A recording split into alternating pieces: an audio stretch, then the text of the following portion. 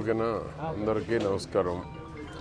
ఈరోజు కల్తీ నెయ్యి ఏ విధంగా రోజు రోజుకి సాక్షి పేపరు, సాక్షి పత్రిక, సాక్షి టీవీ, వైసీపీ నాయకులు కల్తీ నెయ్యి మీద భక్తుల మనోభావాలు బాధపడేటువంటి విధంగా, బాధించేటువంటి విధంగా వాళ్ళు చేస్తున్నటువంటి అసత్య ప్రచారం తప్పకుండా శ్రీవారితో పెట్టుకున్నటువంటి వాళ్ళకి భవిష్యత్తు ఉండదు.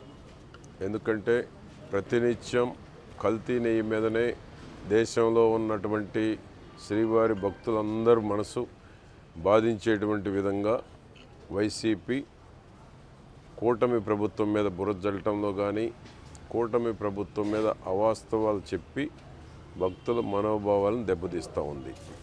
దానిలో భాగంగా ఈరోజు శ్రీవారి ఆలయాన్ని పసుపు నీళ్లతో శుద్ధి కార్యక్రమాన్ని చిలకలూరుపేటలో మహిళా విభాగం మహిళలందరూ వచ్చి దేవాలయాన్ని పసుపు నీళ్లతో శుద్ధి చేశారు. అదేవిధంగా వైసీపీ నాయకులు ఏదైతే దుష్ప్రచారం చేస్తున్నారో అవాస్తవాల్ని వాస్తవాలుగా చిత్రీకరించేటువంటి ప్రయత్నం చేస్తూ ఉన్నారు. సిట్టు స్పష్టంగా చెప్పింది, తిరుపతి లడ్డులో కల్తీ నెయ్యి వాడారు, భక్తుల మనోభావాలు దెబ్బతీశారు అని స్పష్టంగా సిట్టు చెప్తా ఉన్నప్పటికీ వైసీపీ నాయకులు పాలు లేకుండా నెయ్యిని తయారు చేసిన చరిత్ర కూడా వైసీపీ పార్టీది, ఆ ముఖ్యమంత్రి జగన్మోహన్ రెడ్డిది. ఇంత పెద్ద తప్పు చేసి కూడా ఎదుటివారి మీద ఎదురుదాడికి దిగుతూ ఉన్నారు. ఎదుటివారి మీద ఎదురు దాడికి దిగటమే కాకుండా రెచ్చగొడతా ఉన్నారు.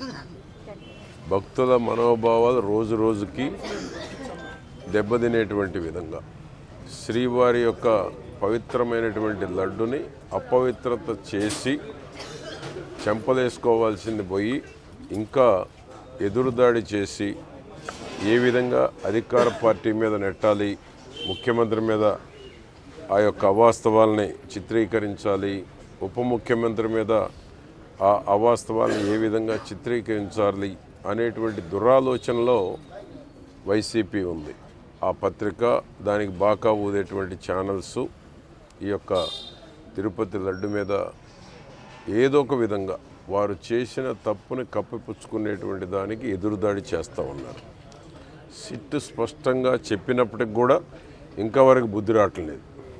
ఏదో ఒక విధంగా తప్పుని సరిదిద్దుకునేటువంటి ఆలోచన కూడా చేయకుండా ఎదురుదాడి చేస్తూ ఉన్నారు. సిబిఐ మాకు స్పష్టత ఇచ్చింది, మీరేం సమాధానం చెప్తారని సిగ్గు లేకుండా మాట్లాడుతూ ఉన్నారు.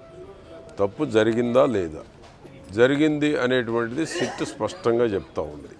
చెప్పినప్పటికి కూడా బుకాయిస్తూ ఉన్నారు. ఇంకా ఇది వైసీపీ యొక్క దుర్మార్గం.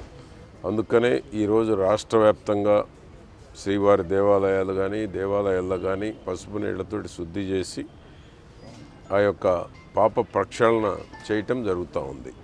అంతేనా. రెండవది, ఈరోజు మహాత్మా గాంధీ, పూజ్య బాబూజీ మహాత్మా గాంధీ వర్ధంతి సందర్భంగా నివాళులు అర్పించాము. అహింస, న్యాయం, ధర్మం కోసం పోరాటం చేసి గ్రామ స్వరాజ్యం తీసుకురావడం కోసం వారు చేసినటువంటి కృషి భరతజాతి ఉన్నంత వరకు ప్రతి ఒక్కరి హృదయాల్లో మహాత్మా గాంధీ గారు ఉన్నారు. వారికి ఈరోజు ఘనంగా నివాళులు అర్పించడం జరిగింది.